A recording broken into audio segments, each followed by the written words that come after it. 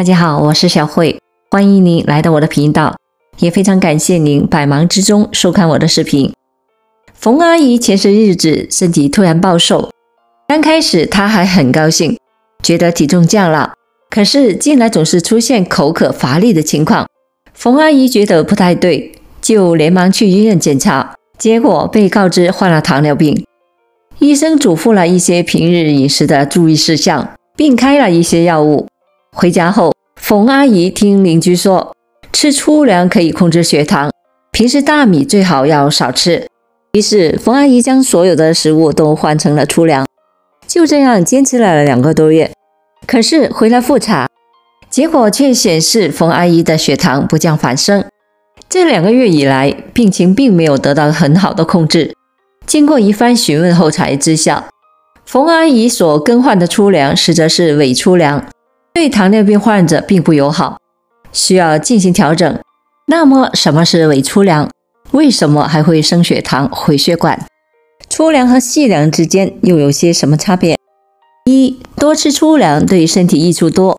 一、降低死亡率。2019年，世界卫生组织与新西兰奥塔哥大学的研究团队一项共包含 1.35 亿人相关数据的结果表明，与吃膳食纤维最少的人群相比，饮食中膳食纤维含量最多的人群，全因死亡率降低了 15%。 经常吃富含膳食纤维的食物可以降低冠心病、中风、2型糖尿病等多种疾病的发病风险。2、保护心血管。2018年一项研究显示，肠道菌群可以从天然的膳食纤维中消化产生一种物质，有助于预防高血压相关的动脉粥样硬化和心脏组织重塑，从而减少心血管系统的损伤。3、改善睡眠。2020年一项发表在科学报告上的研究表明，有些膳食纤维经过肠道细菌的代谢产生的生物活性分子益生元可以抵抗压力，改善睡眠。4、预防癌症。多食用富含膳食纤维的食物还与癌症的风险降低有关，尤其是肠癌。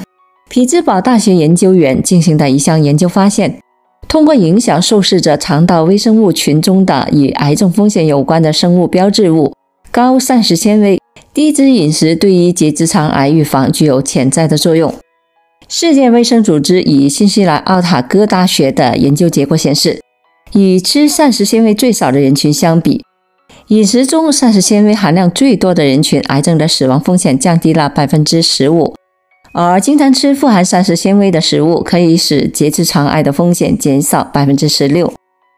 很多人只知道粗粮好，但却不知道粗粮中存在着伪装者，它们被我们当作粗粮吃下去，却没有办法提供相应的营养，也无法辅助我们调节三高，保护心脏。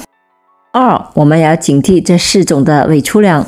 随着大家越来越重视饮食健康，粗粮富含膳食纤维、维生素、矿物质，受到很多人的追捧。然而生活中很多人吃了一辈子，吃的都是假粗粮，不仅无法提供相应的营养物质，还不利于控制三高等的慢性疾病，甚至可能会增加患心脑血管疾病的风险。1、部分全麦面包。部分全麦面包就是伪粗粮的典型代表。因为真正的粗粮有很多的膳食纤维，所以口感相对会差一些，因此有些厂家就会增加更多的糖、油和盐，甚至是小麦粉来减少口感的不适，这就达不到吃粗粮的目的。这款面包虽然名为全麦，但实质配料中并没有全麦粉。其实最怕的不是吃的不健康，而是自以为吃的很健康。同理，一些麦片、杂粮饼干在制作的过程中，为了让口感更好，常增添糖、奶精、糖精以及很多的添加元素，口感是好了，但是热量却增加了，而且饱腹感变差了，膳食纤维带来的这些营养价值自然也就降低或者是抵消了，达不到被人体利用吸收的目的。2、部分的杂粮馒头，如玉米馒头或者是紫薯馒头，打着营养价值高的标签，但是事实上，有些不仅加了糖，会利用精面和色素来混淆视听。3、久煮的粗粮粥。粗粮由于膳食纤维含量多，因此它的口感比较粗，所以很多人在用其煮粥的时候喜欢煮久一点，糊烂一些，但这样容易使粗粮中的淀粉糊化，虽然口感变好了，但是它的价值也降低了。4. 包装豆浆。豆浆是大豆制作而成，大豆属于五谷杂粮，其中含有非常丰富的营养物质，而很多人觉得打豆浆麻烦，就选择购买袋装的豆浆来喝。但是这种豆浆喝过的人都知道口感偏甜，这是因为其中已经加入了大量的糖分和添加剂，并非真正的豆浆。常喝这种豆浆会给身体造成负担，想要喝豆浆来达到健康的目的，还是要现磨的新鲜豆浆好。那么哪些才是真正的粗粮呢？粗粮是指未经精细化加工，或虽经碾磨处理，但仍然保留了胚乳、胚芽、谷皮和糊粉成的谷物。与经过反复加工的细粮相比，粗粮含有更多的膳食纤维、B 族维生素、矿物质、不饱和脂肪酸以及植酸和酚类等的植物化学物，有着细粮不可替代的营养价值。如没有精加工的小米、糙米、燕麦、玉米、高粱、大麦、黑米等，可以选择自己动手用南瓜、玉米面、小米面、面粉、酵母等做成玉米面馒头，用全麦面粉做成全麦面包。如果自己不想做，选择现成品时，最重要的是看配料表。4. 吃粗粮记住3点。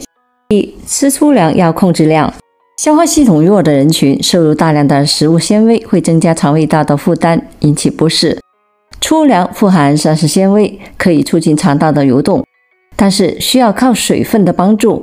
如果吃很多的杂粮，但喝水不够，膳食纤维就膨胀不起来，粪便体积小又密实干硬，在肠道中运送反而更慢。因此吃粗粮的同时一定要多喝水。2. 不能长期只吃粗粮。粗粮当中优质蛋白质的含量比较少，所以如果天天吃粗粮的话，更会引起营养不良，反而降低人体抵抗力和免疫力。长期的吃粗粮可能会影响钙、铁等微量元素的吸收，引起一些不必要的风险。所以在吃粗粮的时候，需要搭配一定的细粮和其他的食物。3. 各种粗粮换着吃。专家指出，不同粗粮之间它是有差异的。如玉米含有卵磷脂、亚油酸、维生素 E、维生素 B6、烟酸等，但所含的烟酸为结合型，如果食用前不进行碱处理，就不能被人体所利用。小米中含有大量的维生素 B1、B2， 但其氨基酸的组成不理想，氨酸也过低。如果品种较为单一，营养素就难以做到均衡搭配。食用粗杂粮也要做到食物多样化，豆浆可以做成五谷豆浆，米饭也可以做成杂粮米饭，粥也可以做成八宝粥等等。建议主食中的粗粮量不要超过1/3，比如蒸饭上面可以放适量的燕麦或者是荞麦，不宜以一切粗粮为主食，粗细搭配才是最正确的吃粗粮的方式。一般来说，吃1碗分量的粗粮，要记住搭配2到3碗的温开水。好了，朋友们，今天所分享的视频内容就到这里了。制作视频不易，朋友们，如果您觉得我分享的视频内容对您有所帮助的话，就请您给我点个赞吧。您的每个留言和点赞都是我进步最大的动力，也非常欢迎您到评论区分享您的生活经验。非常感谢您的支持和鼓励，我们下期见。